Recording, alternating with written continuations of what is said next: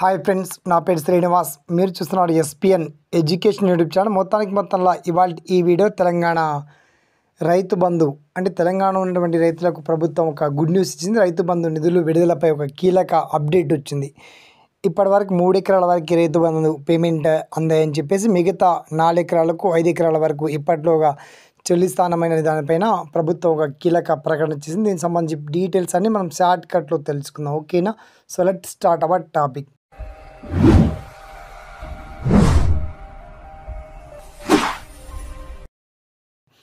So friends, మొత్తానికి రైతులకు పెట్టుబడి సహాయం అందించే రైతు బంధు పథకానికి సంబంధించి తెలంగాణ ప్రభుత్వం ఒక ముఖ్యమైన నవీకరణను అందించింది.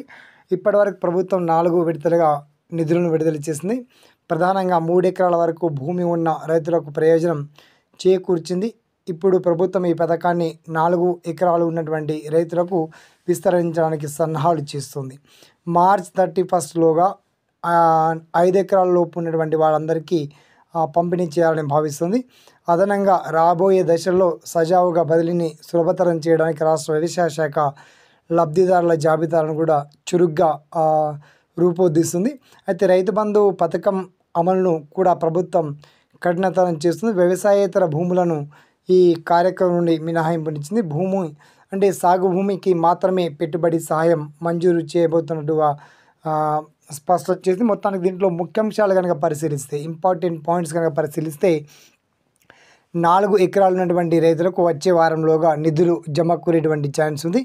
తర్వాత మార్చ్ 31, 2025 నాటికి 5 ఎకరాలు ఉన్నటువంటి రైతులందరికీ రైతు బంధు పేమెంట్ ఎకరానికి 6,000 రూపాయల చొప్పున అందబోతున్నాయి. తర్వాత 5 ఎకరాల కంటే ఎక్కువ భూమి ఉన్నటువంటి రైతులకు ఏప్రిల్లో నిధులు అందుతాయి.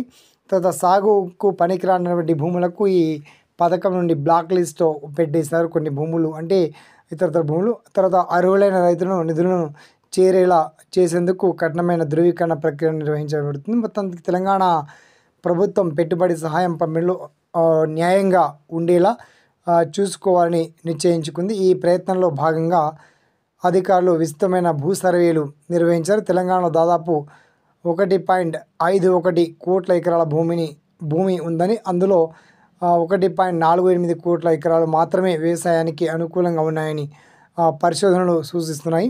మిగిలిన 3 లక్షల ఎకరాలకు వ్యవసాయేతర గుర్తించి రైతు బంధు ప్రయోజనాలు పొందకుండా మినహాయింపును ఇచ్చారు. మొత్తానికి బంజరు కావచ్చు, రాతి భూములు కావచ్చు, లేదా రియల్ ఎస్టేట్ వెంచర్లు కావచ్చు, వాణిజ్య సదుపాయాలు, కాలువలు మరియు కొండలు ఆక్రమించబడినటువంటి భూములకు బ్లాక్ లిస్టు వేశారు. తత్ఫలితంగా 1.20 లక్షల సర్వే నంబర్లను ఈ లిస్టులో నుండి తొలగించడం జరిగింది. కాంగ్రెస్ నేతృత్వంలో రాష్ట్ర ప్రభుత్వం వ్యవసాయంలో నిమగ్నమైన నిజమైన రైతులకు మాత్రమే నిధులు చేరేలా చూస్తుంది. ఇప్పటి వరకు రైతు బంధు చెల్లింపులు ఇలా ఈ పథకంలో అమల్లోకి వచ్చినప్పటి నుండి ఈ పథకం 44.82 లక్షల మంది రైతులకు ప్రత్యక్ష నగదు సహాయం అందించింది.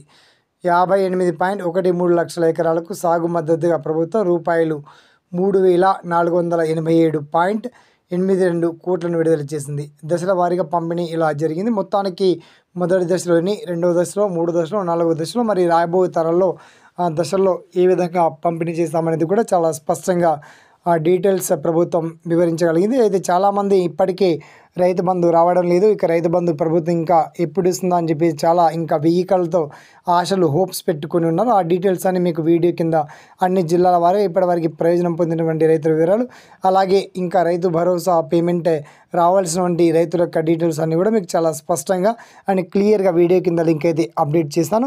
బట్ దీనికి సంబంధించి మీకు ఇంకా ఏదైనా రైతు బంధు విషయంలో మీకు వచ్చినటువంటి ప్రతి డౌట్స్ని, సలహాలను, సందేహాలను గుర్తు చేయండి. అండ్ ఈ వీడియోని మాత్రం ఒక 100,000 మంది తెలంగాణ రైతులకు ఫార్వర్డ్ చేయండి. Thanks for watching. జై హింద్.